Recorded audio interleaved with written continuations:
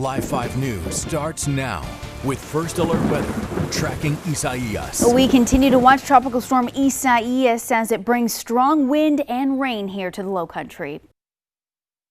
Weather team has been tracking this storm throughout the day, and we're going to start first with Chief Meteorologist Bill Walsh. Bill, what can you tell us about Isais? Well, it looks like the worst for the metro area of Charleston is over. We still have to watch the folks up along the north coast, in particular up in Georgetown and back up in Horry County and Berkeley County and say even parts of Williamsburg County. Here's a look at the storm. The structure is still pretty good. It looks like it's trying to pretty much kind of transition over to more of a subtropical system. Bottom line, it could still maybe become categorized as a hurricane before landfall, but that's all semantics at this point. It'll be about the same impact. But again, you can still see quite a bit of rainfall continuing along the South Carolina coast. There's the radar picture. Super Doppler Max will zoom on in. And again, you can see right there, the center of the storm, about 29 miles to the east of the Isle of Palms. Again, most of the heavy rain bands now just brushing the coast. Hey, Steph. Hey there, Bill. You mentioned that wind and also the rainfall continuing through some spots into the evening hours. We're going to talk about that wind right now. Tropical storm force gusts still possible throughout the night, even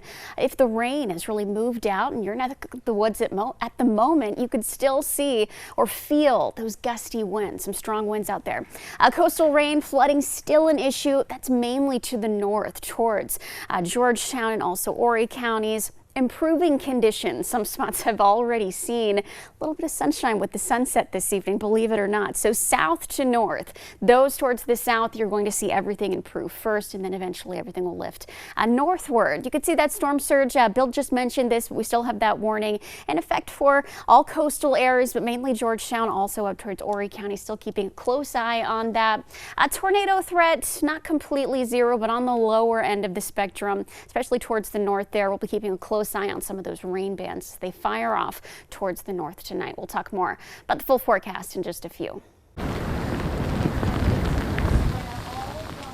To see how this storm is affecting your neighborhood, we want to start first with our Abby O'Brien, who joins us now from Georgetown, where there is the biggest threat.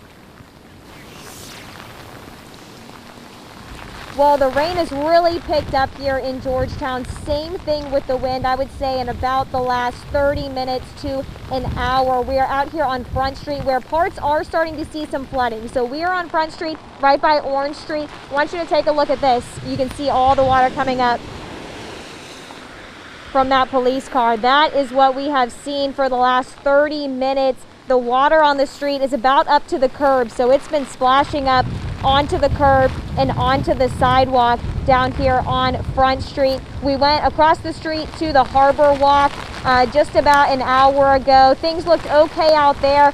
Just pretty quiet down here. Not a lot of people. Most of these businesses have closed for the night. Some have sandbags out and tarps out, but not all. I'd say only about 25% of the businesses here have those sandbags and tarps. But we are starting to see some of that flooding. And if y'all know Georgetown down here on Front Street, that is something that we see, especially for these businesses across the street closer to the water. So we will continue to keep you updated here. But like I said, in the past hour, I'd say things have really started to pick up, like that rain and the wind.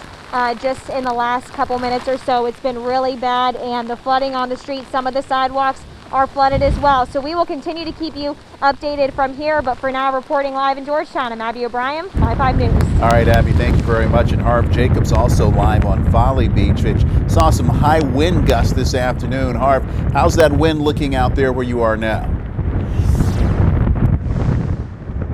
Not too bad rough right now. As you said earlier this afternoon, we had wind gusts of in excess of 40 miles an hour. Around 5:30 was the worst time. The wind was awful and the rain pelted down on my face. It felt like needles. Let me step out of the way to show you what's going on now.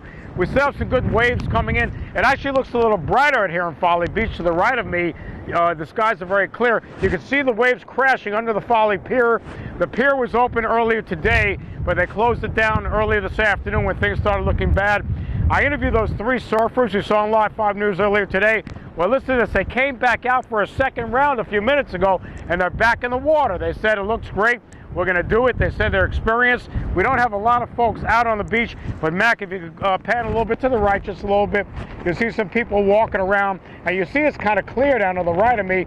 So as Bill said, it's starting to look better here in the Charleston metro area and also here on Folly Beach, and hopefully we've seen the worst of it. We're live on Folly Beach. Harv Jacobs, Live 5 News. All right, thanks, Harv. Now we're going to take things to downtown Charleston, where some roads there, some of those streets closed because of flooding. Our Paula Tristan Ruda joins us now live from downtown Charleston with more on that. Paula? Lisa, I'm on Market Street, where things have definitely calmed down from what we saw earlier today. It seems for the most part there are not a lot of people here, not a lot of rain at the moment, and a lot of these businesses have closed for the evening. There is one pizza place on the other side of the street that's getting some business because they're really the only place open. But as you can see, the other businesses decide to prepare for the storm, put the sandbags down, and sort of just wait it out. I did get a chance to speak to one employee at one of the businesses here who said that he would rather be safe than sorry, especially since he has been flooded many times before. And I think it's just a water event. I don't think the wind's going to be an issue, but it's the timing with the tide and the water that always sort of gives us, pause for concern. Now we're sort of just waiting here. It seems like the rain is starting to pick up a little bit here, so I think we're really going to start to see that water closer to high tide. We're going to be here sticking it out and waiting, and we'll give you more updates coming up later tonight. Reporting live in downtown Charleston, I'm Paola Tristan-Ruda, Live 5 News. All right, thanks, Bill. And the rain continues to come down in downtown Charleston tonight. That's our Alexis Simmons there joining us now live from the Battery with the latest on what's happening there. Alexis? Lisa, in the last hour, that rain and that wind has calmed down significantly. We are starting to see some flooding, though, here on East Battery Street. I want to show you a look here. Now, this road is still open and cars are able to go through. You can still see the roadway as those cars are driving through. And I also want to let you know we've been keeping an eye on the waves over here, which have calmed down, and the level of the water here. Now, in past tropical storms and hurricanes, we've seen this water breach this Battery wall. We are not expecting this for this tropical storm, which is good news, and people are very thankful for that. Now, Mayor John Tecklenburg says everyone should be at home right now because of the possible dangerous road conditions. Here's his message earlier today. If you don't have any urgent reason to go out, please don't go out this evening. It just will not be nice weather. And of course, we have that situation, particularly around the 9 o'clock hour when it's high tide. And City of Charleston leaders say they have lowered the lake levels, and they've also cleaned out some of the drain ditches as well in anticipation for flooding here in Charleston. They also say they are prepared to close roads if they need to. Reporting live in downtown Charleston, I'm Alexis Simmons, Live 5 News. All right, Alexis, thank you very much. The mayor saying don't go down there if you don't have to. Nick Reagan is also in downtown Charleston tonight. It looks like you're at the market, Nick. Yeah, Ralph, that's right. And down here, things have picked up since last time we were on air. Now, I will say that even though it is raining, it is fairly quiet down here. The water is pooling a little bit, and you can see that some businesses have decided to sandbag to prevent some of that flooding that happens quite often down here. As you heard, at about 6 o'clock, the mayor asked everybody to stay inside and to not go anywhere. Well, down here, there's a couple of businesses that are still open, and we have seen some people wandering the streets, going and grabbing a slice of pizza and casually walking back to their cars. So there's still a little bit of activity down here, and we'll continue to watch it as this storm progresses. Reporting from Market Street, Nick Reagan, Live 5 News. Yeah. Our team coverage continues with our Carter Coyle, who has been out and about a few different places in downtown Charleston right there. I think she's along Cumberland Street right now. Carter, have you seen anyone where you are? I've seen a few people walking around. Lisa, I was surprised to see a couple of families out near the Pineapple Fountain earlier, but as the wind and the rain is picking up in downtown, I think most people are heading in for the night. Cumberland Street here is underwater in downtown Charleston. I would say this is getting to the point where it's probably pretty dangerous to drive through. It's a lot deeper than it looks here. We're at Cumberland Street and Concord Street, and just for some perspective, Fleet Landing Restaurant, which is right on the water here downtown is across the street here. And just for reference and perspective, I have been right here before for other hurricanes the last couple of years, and sometimes this area gets super squirrely. I'm talking like up to your ankles or knees in water. So even though we're not seeing that right now, again with that tide tonight that they're talking about, it is possible that this is going to be one of those areas yet again that we see flooding in downtown Charleston. So we're going to continue driving around, keeping an eye on Lockwood for everybody and on Broad Street, and keeping an eye on what's safe. We're headed to break, back to continue our coverage of Hurricane Isais. Tracking Isais. Isais continuing to bring heavy rain and damaging winds in some parts of our area. Our team of meteorologists tracking the storm for us, and we want to start first with our chief meteorologist Bill Walsh. Is this slowing down for our viewers out there? Actually, the storm speed, the forward motion is actually picking up a little bit, but the impacts are slowing down for the metro area. So it looks like the worst of this storm is over for Metro Charleston, in particular south and west, like Walterboro, Somerville, down toward the Sea Islands, south of the city. Not a big deal, but you'll notice the storm is still cranked up right here along the coast, still a very strong circulation, so there's a lot of storm to come for Georgetown on up into Horry County, even parts of Berkeley and Williamsburg County. There's the center of the storm. Look at how fast that rain has pretty much ended to the south and west. As we zoom on in here just a little bit, we do have still some pretty heavy rain bands just along the Isle of Palms and just to the north of that up toward, say, Bulls Bay. There's McClellanville. Look at that, just to the east, 29 miles, the center of Isais, again, as it continues to push off to the northeast. We'll have another update from the Hurricane Center here at about 8 o'clock. Let's see if they bring it up in speed or whatnot. Right now, it may make landfall as a Cat 1, but otherwise it'd be a strong tropical storm. And again, some of that rain continues there across parts of Berkeley County. You have an aerial flood advisory for Berkeley and northern Charleston and back up into Wilmington. Be on the lookout for those shows, those areas that have had rain already with more rain on top of it. Now, as far as storm reports and wind, had a lot of wind reports. We're getting a lot of wind reports up and down the coast, even back inland North Charleston, back over to West Ashley. As far as how much wind where, the highest wind report so far, Folly Beach, 52-mile-an-hour wind gust. Over to Fort Sumter, 49. Isle of Palms, 47. Sullivan's Island, 44-mile-an-hour winds. Downtown, 43. At the airport, 43. Johns Island, 40. So we've had quite a bit of wind gust activity throughout the area. And the forecast track continues to take it away on up in toward, say, North Carolina into tomorrow. So most of this will end for a lot of folks into later on tonight and into the early morning hours tomorrow. Still have tropical storm warnings in the gold. Hurricane warnings continue. Georgetown on up into Myrtle Beach. Storm surge warning continues 2 to 4 feet north of Charleston for the most part. The biggest storm surge threat now, I think, is northern Charleston County, but certainly Georgetown as we move in toward 9, 10 o'clock. The high tide in Georgetown is 10:24 tonight. Again, you might see some of that driven tide, so be on the lookout there. Georgetown, Litchfield, all the way on up toward Murrells Inlet. And that will continue to pull away to the north and east during the overnight hours. Now, what about more on the impacts from the storm? We'll continue our team coverage. Stephanie Sign over in the Storm Center. Hey, Steph. Hey there, Bill. Also the timeline tonight. You mentioned some of those impacts kind of decreasing as we head throughout the night here. So gusty wind, even if the rain has already come to an end where you are, still going to feel a bit of a breeze throughout the evening hours. Coastal rain continuing for some spots. We were just showing the radar, really southern portions of the area, especially along the coast. Now actually seeing dry conditions, believe it or not, but towards the north, a different story completely.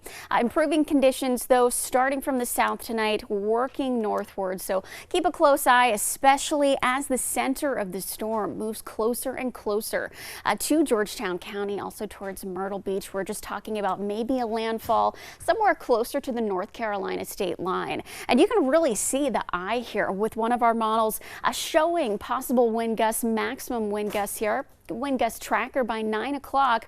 Still very breezy along the coastline. Georgetown 37-mile-per-hour wind gusts, and then the center of the storm moves in to North Carolina. And then some good news past that point. We'll talk about the full 7-day forecast. Also get a peek at the weekend coming up. So the storm expected to hit hardest in Georgetown. The sheriff's office there asking everyone to avoid the beach because of that dangerous storm surge. That's where Abby O'Brien joins us now live. Abby, earlier we saw that there was quite a bit of water there on the roadway, and it looks like it could be even getting worse.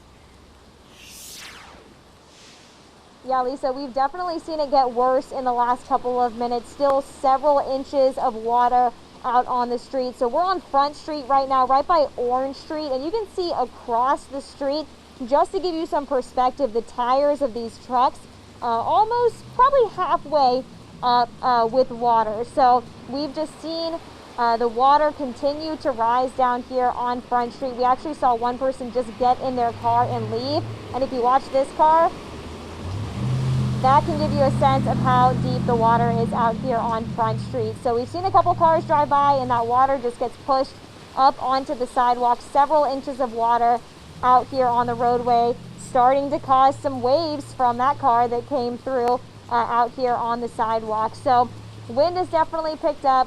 Rain has definitely picked up in the last 30 minutes or hour or so. We've seen the fire department out here, the police department out here doing some patrols, just making sure people are staying safe. But everything out here, as far as businesses, very quiet, not seeing a lot of people. And pretty much all these businesses have closed up for the night. Some have sandbags and tarps to hopefully keep this water out of their businesses. Reporting live in Georgetown, Abby O'Brien, 5 News.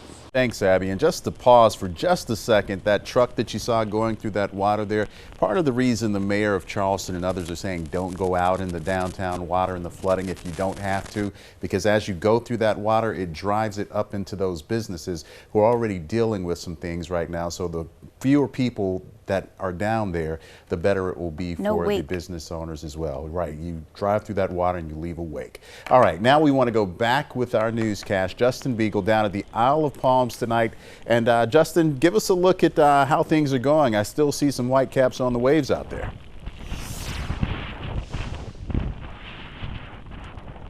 That's right, Rob. That's basically the story right now, is how tall these waves are. They're probably, I don't want to guess, maybe several feet high, and they are washing up. We have high tide now. At my feet, you can see just how close that line is coming up to the dunes here within 10 to 20 yards. Really, it's been the tale of two storms this afternoon. Around noon is when the rain and the wind really started to come down at a steady pace until about the 4:30 hour. From 4:30 to 6:30, that's when things really got bad out here. The wind was whipping about 47 miles an hour, like Bill Walsh has told us, and the rain was coming down at a pace that would sting your face just standing in it. Kevin Bilodeau and I have been taking shelter and trying to avoid that rain as much as possible, but things have calmed down significantly since then. At the 7 o'clock hour at the very top, we could actually see the sun kind of setting over there by the water tower here on the Isle of Palms. Right now the clouds have resurfaced, the rain's coming down a little bit again, but the wind not as bad, so conditions are improving here as the storm makes its way up north along the South Carolina coast. For now, on the Isle of Palms, I'm Justin Beagle, Live 5 News. All right, Justin, thank you very much. We want to go to Lillian Donahue now. She's following the impacts of this storm in other parts of Charleston County. And Lillian, you're joining us now from McClellanville. That's right. Right now I'm actually on the historic waterfront. We're here on an actual fishing boat. We were talking with the captain earlier, but he is still on the boat right now. But if you look out here on this water right now, you can see how the winds have increased and the rain has increased. We've been here for a few hours now, and it started with some wind and some rain, but now it's really picking up. You can definitely see that wind coming off the water. It's definitely growing here as we are getting closer, as Isais gets closer to our location. Our meteorologist said that they're around 20 miles off of the coast where we are standing right now. I also want to show you one thing that the captain here on this boat told me he's concerned about. So we'll walk to this side now to show you what's going on. So really the captain's concerned about the water levels on the boat, and you can see how quickly this tide has already come up. It's almost to the dock line. The captain tells me that he expects by over the next hour for that water to take over the dock. That's one of those concerns that he has. He says that he wants to stay on the boat though to ride out the hurricane, just in case there's anything that goes wrong. He can take control of his boat. Live in McClellanville, Lillian Donahue, Live 5 News. North Carolina also preparing for impacts of Isais. Several towns and counties have declared states of emergency as the storm inches closer to them. This includes Wilmington right here. A live look at Wilmington right now. Some shelters there in the area have opened up for people to have a safe place to ride out the storm there. Other coastal areas there in the state have issued voluntary evacuations. We're taking a live look now at the roads as well. Leaders across the Lowcountry urging everyone to avoid traveling tonight. Stay at home if you don't have to go anywhere. There are no curfews in effect, but they are recommending that everybody stay put. You can help report power outages that are caused by the storm tonight. Dominion Energy, Berkeley Electric, and Santee Cooper are all asking customers to help to report any outages online. If you know of one, head to our website, live5news.com. We have a link to report outages under the big red box. Taking you live to Murrells Inlet, where Patrick Lloyd is standing by. Patrick, a lot of wind and rain where you are, or has it started to come in yet? Well, mostly it's more so the rain than the wind, actually. Right now, Murrells Inlet, we're at the Marsh Walk right now, which is a popular spot for tourists and locals alike to kind of hang out in this area. And like I mentioned, the rain is really more so the issue than the wind right here, because the Marsh Walk is a little bit farther inland than the beach itself. Now, I'm going to step out of the way. I want to show you, though, this is the marsh here. I want to show you the water levels. Now, anyone who's familiar with this area knows just by looking at this live picture we're showing you here just that the water levels are much higher than normal. In fact, if we take a look at the dock down over here to our right here, that water just keeps getting higher and higher onto that dock. And then if we look over to the left, that island over there, it's called Goat Island. A lot of goats, they usually hang out there. And anyone who's familiar with that island also is well aware that that definitely looks a lot smaller than normal. So things definitely looking different here. The good news, though, like I mentioned, the wind really not an issue here, but the rain definitely coming down a lot harder by the minute as we speak here, and the water levels here at the marsh continue to rise as well. Reporting live here in Murrells Inlet, I'm Patrick Lloyd. Back to you. Patrick, thanks. And Charleston County still feeling some of that strong wind and rain tonight. Our Caitlin Stansel joins us now live from McClellanville. We checked in with Lillian Donahue not long ago. She was on board a boat. Are you back on solid ground?